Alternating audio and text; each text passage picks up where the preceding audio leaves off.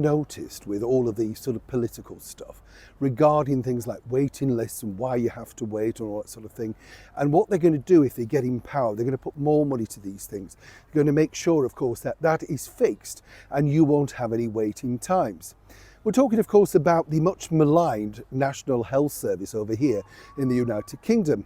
And recently, of course, many newcomers who are hoping to land a place in perhaps a next form government of the Labour Party, well, they're going to fix it. But I can tell you exactly what's wrong with it, having experienced it firsthand myself. Let me explain. Good to see you today. Thank you so much for joining me. Listen, don't worry about this. Everything's on my back.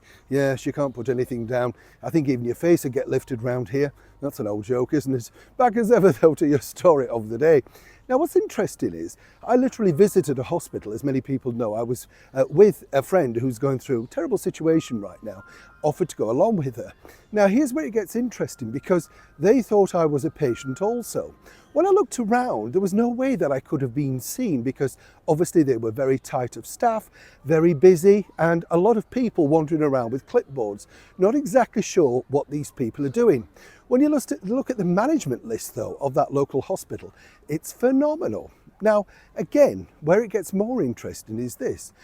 When I stood there waiting, I realised, in fact, every single other patient in that waiting area had an interpreter. That's right, all at the expense of the NHS. Not only that, the interpreter was there, of course, not just with the person who was going to be seen from their family, but literally 6 to 10 family members. They're all allowed to take that space.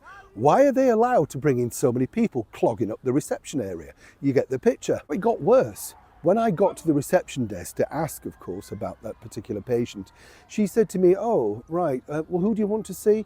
And there was a bit of confusion. She thought I was the patient. Then very discreetly, she said, look, there's a lot more needing people than you. Are you in work? This is what she actually said. And I said, yes. And so she said, well, and she sort of looked around, and I said, right, so basically what you said is because I'm dressed in a suit and tie, I shouldn't really be here, even though I'm paying the taxes for this. And you know what it's like? You get that backlash, you get a feeling of exactly what they're trying to say to you. Now, I'm not knocking them, I could understand what they're trying to do. But I looked around again, and there's even now more people brought in, more with interpreters. And get this, when I asked to see the doctor, apparently you can't see the doctor because they're booked up, and you can only make that appointment on that day.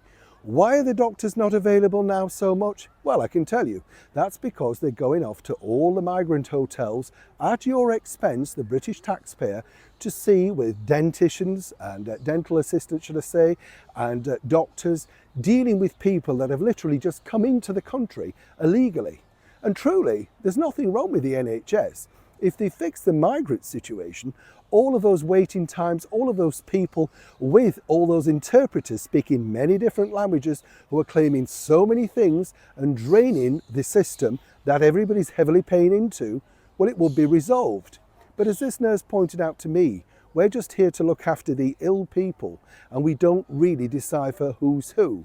But as she also pointed out, more and more now British people are having to go private simply because the doctors are way too busy with the migrants. But the real reason is this.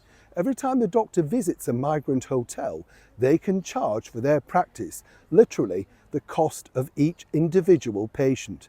So you can understand why the practices, including the hospital, are very keen to rush out to deal with the illegal migrants coming into Great Britain. You and I, the British taxpayer, well, we can either go private or simply battle on with the paracetamol. That's exactly what I found out about the NHS waiting list. Neil Sean, Hyde Park, London.